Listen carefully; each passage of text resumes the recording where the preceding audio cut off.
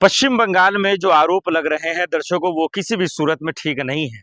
ऐसा नहीं कि टीएमसी के छोटे कार्यकर्ता आरोप लगा रहे हैं, बड़े से बड़े कार्यकर्ता आरोप लगा रहे हैं। ममता बनर्जी हो गए या फिर सिया घोषी क्यों नहीं हो गए, लेकिन जो नतीजे आए हैं वो सबको चौंकाने वाले तो है ही। लेकिन यहाँ पे इस वक्त अमित शाह जी या मोदी जी गाली नहीं सुन रही है, बीजेपी के नेता या आरएसएस के नेता गाली नहीं सुन रहे हैं। यहाँ पे चुनाव आयोग गाली सुन रहा है। और सुनने के साथ साथ ये आरोप भी लगा रहा है कि भाई ये जो वोट पड़े हैं, ये जो काउंटिंग हुई है उसको भी रोक दिया जाए और दरअसल इसको कैंसिल कर दिया जाए। यानी कि दोबारा चुनाव कराने के लिए जो प्रक्रिया फिर से शुरू हो गई है। अब इसको आप रोना कहें या फिर विपक्ष का जेन्युइन आरोप कहें, ये आपके ऊपर है। लेकिन सवाल यही है कि पश्चिम बंगाल में हुआ क्या, कैसे हो गया आखिर? ये जो लोग भविष्यवाणी कर रहे थे इसके उलट भी आखिर कैसे हो गया? हालांकि जो कई एग्जिट पोल थे जो एग्जैक्ट भी साबित हो गए। तो इस बात पे बात करते हैं और कन्हैया कांग्रेस की तरफ से भी आरोप आ गए। कन्हैया कुमार जी ने भी जो कहा वो हम आपके सामने रखते हैं। 5 राज्यों के नतीजे दर्शकों आज आने ही वाले हैं और अभी धीरे-धीरे जो है रुझान के बाद अब जब सीट आ जाएगी तो आपके सामने आ ही जाएंगे। लेकिन लगभग राज्यों में जो है बीजेपी ने अपना पूरी तरीके से फतेह प्राप्त कर लिया है, यानी कि कमल वहां खेलता नजर आ गया। लेकिन जो 5 राज्यों में सबसे ज्यादा जो लोगों की निगाहें थी वो सिर्फ और सिर्फ बंगाल में थी, पश्चिम बंगाल में थी। बस पश्चिम बंगाल में कमल खिल गया है और यकीन मानिए कि ममता बनर्जी का जो किला है वो पूरी तरीके से हिल गया। वो एक जो विश्वास था, ये एक यकीन था अपने आप पे, वो टूट गया है, वो निस्तो नाबूद हो गया है, चाहे वो टीएमसी का हो या उनके कार्यकर्ता हो, तमाम लोगों का। लेकिन अब जो उनका रोना है, ये रोना कह लें या इल्जाम कह लें या आरोप कह लें कि वो चुनाव आयोग जाएं या चुनाव आयोग जाएंगे या फिर वो दोबारा रिकाउंटिंग की मांग कर रही हैं, दोबारा चुनाव आयोग की बात कर रही हैं, या फिर से ईवीएम घोटाले या उसमें धांधली, और यहाँ तक आज हिंसा भी खबरें आई हैं। अभी भी पश्चिम बंगाल में कई ऐसे बूथों पर आज भी झड़प हो रही है, टीएमसी बीजेपी के बीच में हिंसा की खबरें आ रही है, जो किसी भी लोकतंत्र की खूबसूरती नहीं है और ये कोई जानता भी नहीं है, चाहता भी नहीं है ऐसे तस्वीरें देखना। लेकिन बीजेपी के दफ्तर में, उनके रूम में कार्यकर्ता जो है जश्न मना रहे हैं, और मनाए भी क्यों ना। देखिए, लोकतंत्र में चुनाव का मतलब ही होता है परिवर्तन, परिवर्तन करना।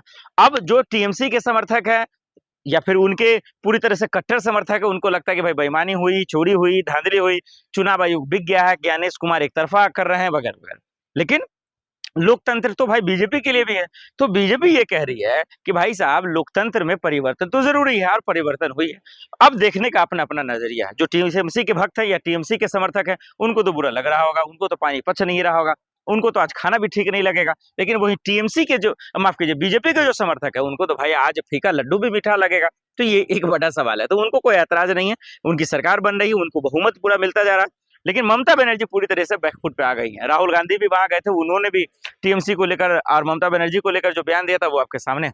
लेकिन सवाल ये है कि क्या पश्चिम बंगाल में ऐसा कुछ होगा, ईवीएम को लेकर, धांधली को लेकर, बूथ लेवल को लेकर, वोट काउंटिंग को लेकर, वोटों की गिनती को लेकर, रोक को लेकर? मुझे नहीं लगता। ये सिर्फ आज भर के लिए जो है ना, पार्टी को बचाने के लिए, अपनी नाकामियों को बचाने के लिए, जो गलतियां हुई उसको बचाने के लिए ये सब तमाम बयान हो सकते हैं। लेकिन ऐसा चुनाव आयोग कोई फैसला नहीं करेगा मेरे लिहाज से। लेकिन वही जो बड़ा सवाल ये है कि कन्हैया कुमार ने कहा साफ शब्द में, उन्होंने ये कहा कि भाई साहब, अगर आज पश्चिम बंगाल में बीजेपी नहीं जीती, पश्चिम बंगाल में अगर आज बीजेपी नहीं जीती, तो फिर चुनाव आयोग का क्या होगा? चुनाव आयोग से और मेरा भरोसा उठ जाएगा। मतलब ये ताना इस तरीके का हुआ कि बीजेपी जो जीती है पश्चिम बंगाल में, कन्हैया कुमार जी का ये कहना है कि वो उनकी मेहनत नहीं है, वो अमित शाह जी की चाणक्य नीति नहीं है, वो मोदी जी की लहर नहीं है, वो चुनाव आयोग का कमाल है। वो चुनाव आयोग ने करवाया है और चुनाव आयोग ने जिताया है। ये कन्हैया कुमार जी ट्वीट कर ये बताते नजर आ रहे हैं ऊपर है। लेकिन सवाल यही है कि पश्चिम बंगाल में हुआ क्या, कैसे हो गया आखिर? ये जो लोग भविष्यवाणी कर रहे थे इसके उलट भी आखिर कैसे हो गया? हालांकि जो कई एग्जिट पोल थे जो एग्जैक्ट भी साबित हो गए। तो इस बात पे बात करते हैं और कन्हैया कांग्रेस की तरफ से भी आरोप आ गए। कन्हैया कुमार जी ने भी जो कहा वो हम आपके सामने रखते हैं।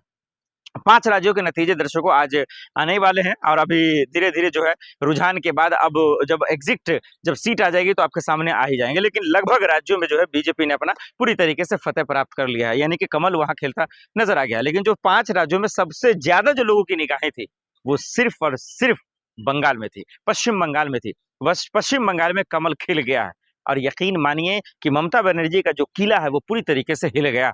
वो एक जो विश्वास था, ये एक यकीन था अपने आप पे, वो टूट गया है, वो निस्तो नाबूद हो गया है, चाहे वो टीएमसी का हो या उनके कार्यकर्ता हो, तमाम लोगों का।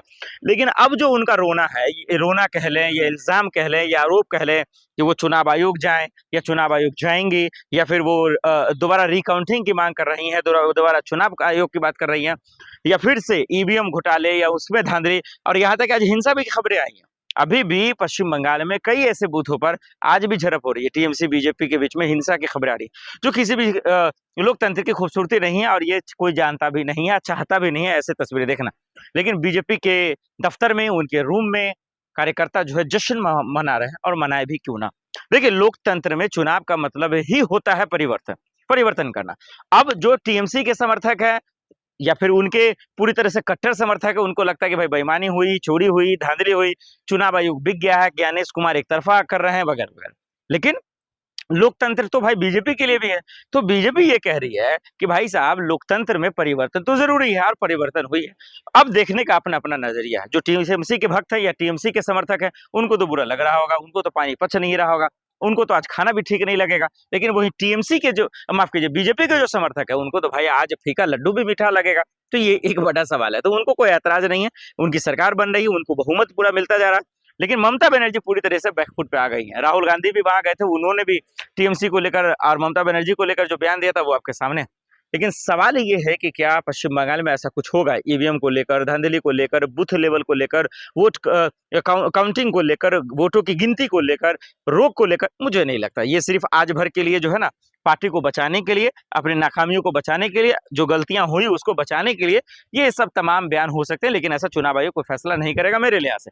लेकिन वही जो बड़ा सवाल ये है कि कन्हैया कुमार ने कहा साफ शब्दों में, वो ये उन्होंने ये कहा कि भाई साहब, अगर आज पश्चिम बंगाल में बीजेपी नहीं जीती, पश्चिम बंगाल में अगर आज बीजेपी नहीं जीती, तो फिर चुनाव आयोग का क्या होगा? चुनाव आयोग से और मेरा भरोसा उठ जाएगा। मतलब ये ताना इस तरीके का हुआ कि बीजेपी जो जीती है पश्चिम बंगाल में, कन्हैया कुमार जी का ये कहना है कि वो उनकी मेहनत नहीं है, वो अमित शाह जी की चाणक्य नीति नहीं है, वो मोदी जी की लहर नहीं है, वो चुनाव आयोग का कमाल है। वो चुनाव आयोग ने करवाया है और चुनाव आयोग ने जिताया है। ये कन्हैया कुमार जी ट्वीट कर ये बताते नजर आ रहे हैं। वो आपके सामने है, अब यकीन करना नहीं करना। लेकिन हाँ, 2-3 सवाल मुख्य ये है, लोकतंत्र में चुनाव का मतलब जो होता है वो परिवर्तन का होता है। अब वो परिवर्तन आज आप पश्चिम बंगाल में देख रहे हैं। लेकिन वो दूसरी तरफ अब समझिए,